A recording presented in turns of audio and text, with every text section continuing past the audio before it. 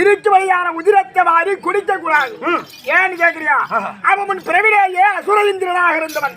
பிரபரமாசூரன் அரக்க குணத்தில் படைத்தவன். அதனால அவன் ரத்தத்தில அரக்க குணம் அமைந்திருக்கிறது. அதனால அந்த குருதி என்று சொல்லும்படியான உதிரத்தை குடிக்கிறானால் உனக்கு அவருடைய கெட்ட புத்தி உனக்கு வந்துவிடும். அதனாலே அந்த குருதி என்று சொல்லும்படியான ரத்தத்தை வாயை கொப்பளித்து கீழே முடிய வேண்டும். அப்படியே சரி.